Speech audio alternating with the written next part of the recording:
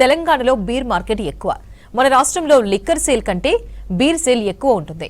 ఏ కాలంలోనైనా chilled బీర్లే ఎక్కువగా తాగుతారు మద్యం ప్రియులు. కానీ ఈ మధ్య బీర్ సేల్ తగ్గుతోంది. ఎక్సైజ్ శాఖ లెక్కలు చూస్తే 9% బీర్ సేల్ తగ్గింది. రాష్ట్రంలో బీర్ మార్కెట్ ఎక్కువ. సమ్మర్లో అయితే చల్లని బీర్ తాగేందుకు ఇంట్రెస్ట్ చూపిస్తారు మద్యం ప్రియులు. ఎండాకాలంలో బీర్లు దొరక్కపోతే ప్రభుత్వాలపై ఒత్తిడి పెరిగే అంత సేల్ ఉంటుంది.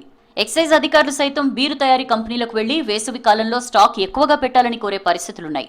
గతంలో రాష్ట్రంలో చాలా వైన్ షాపులు, బార్ అండ్ రెస్టారెంట్స్ లో బీర్లకు నో స్టాక్ బోర్డులు పెట్టిన సిచ్యుయేషన్ ఉండేది. ఇక కింగ్ ఫిషర్ బీర్ దొరకడం లేదని ఉమ్మడి కరీంనగర్ జిల్లాలో ప్రజా ఫిర్యాదుల పరిష్కార వేదికలో కలెక్టర్కు లేఖ రాసిన ఘటనలు కూడా బయటకొచ్చాయి. బీర్కు క్రేజ్ అలాంటిది మరి. 2025-26 ఆర్థిక సంవత్సరంలో 487.25 లక్షల లిక్కర్ కేసులు అమ్మకాలు జరగ్గా 382.91 లక్షల కేసుల బీరు అమ్మకాలు జరిగినట్లుగా ఎక్సైజ్ శాఖ తెలిపింది. అంటే 9% మేర బీర్లు అమ్మకాలు తగ్గిందని ఎక్సైజ్ శాఖ అధికారులు చెప్తున్నారు. హార్డ్ అమ్మకాలు మాత్రం 2% మేర పెరిగింది. ఇక 2024-25 ఆర్థిక సంవత్సరంలో 374.09 లక్షల కేసుల లిక్కర్ అమ్మకాలు జరగ్గా 536.13 లక్షల కేసుల బీర్లు అమ్మకాలు జరిగాయి. ఈ ఆర్థిక సంవత్సరంలో బీర్ సేల్ 9% తగ్గింది.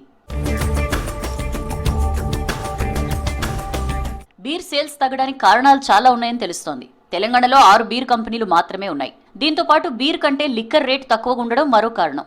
ఈ మధ్య బీర్ ధరలను ప్రభుత్వం పెంచింది. దీంతో లిక్కర్ వైపు మద్యం ప్రియులు ఇంట్రెస్ట్ చూపిస్తున్నారు.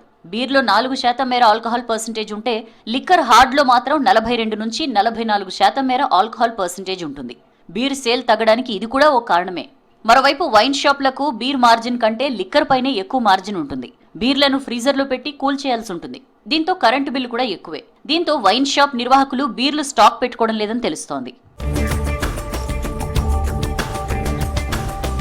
2025-26 ఆర్థిక సంవత్సరంలో బీర్ అమ్మకాలు తగ్గి లిక్కర్ అమ్మకాలు పెరిగాయి. మరి 2026-27 ఆర్థిక సంవత్సరంలో బీర్ల సేల్స్ ఎలా ఉంటాయో చూడాలి.